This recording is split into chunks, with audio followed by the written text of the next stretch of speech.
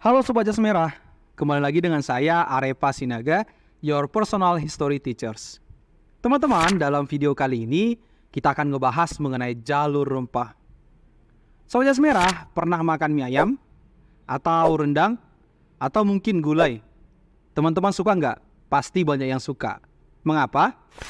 Rasanya yang enak, gurih, asin, pedas, bumbu yang medok bersatu dalam cita rasa makanan Nusantara. Sobat Jas Merah, tentu makanan tadi tidak akan terasa nikmat apabila tidak diramu dengan rempah-rempah asli Nusantara yang telah terkenal ke seluruh dunia. Sebut saja seperti lada, kayu manis, cengkeh, pala, dan berbagai rempah-rempah lainnya yang mungkin hanya dapat ditemukan di Nusantara.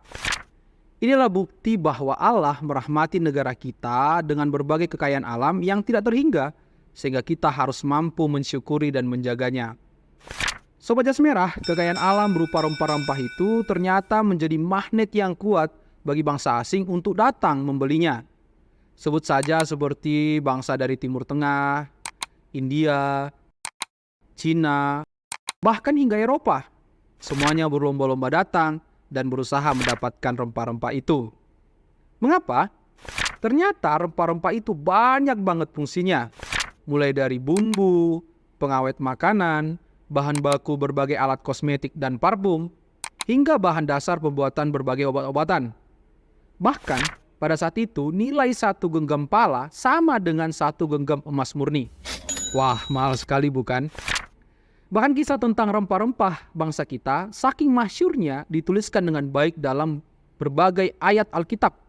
Ada yang tahu salah satunya?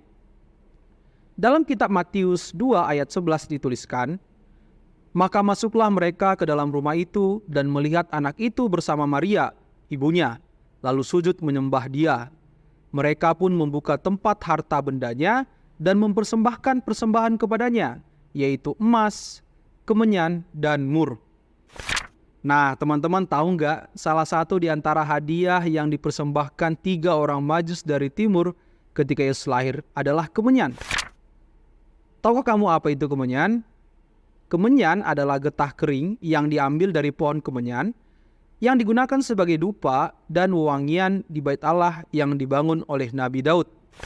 Nah, pohon kemenyan asal dari getah kemenyan ini sekitar 2000 tahun yang lalu hanya tumbuh di suatu tempat, yaitu Kepulauan Nusantara, tepatnya di hutan-hutan pedalaman Sumatera. Jadi dapat dipastikan bahwa kemenyan yang dibawa ketika Yesus lahir adalah kemenyan yang berasal dari tanah air kita. Wah, spesial banget ya bangsa kita. Sobat Jas Merah, wilayah penghasil rempah-rempah di Nusantara dapat dibagi menjadi 2, yaitu daerah pertama wilayah timur yang terdiri dari Maluku dan Pulau Banda serta pulau-pulau kecil di sekitarnya. Sementara daerah kedua adalah wilayah barat yang terdiri dari Pulau Sumatera, Jawa, dan Kalimantan.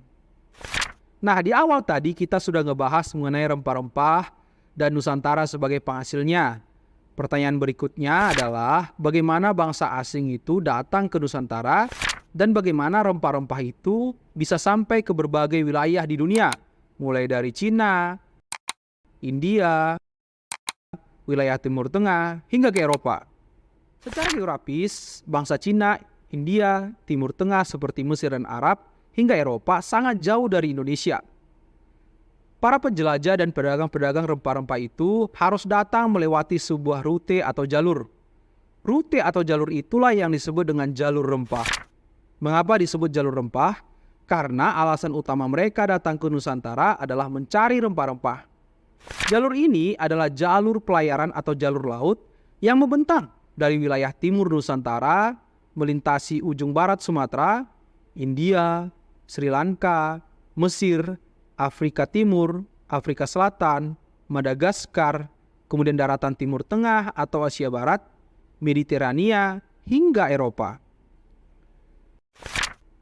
Perjalanan ini membutuhkan waktu berbulan-bulan lamanya.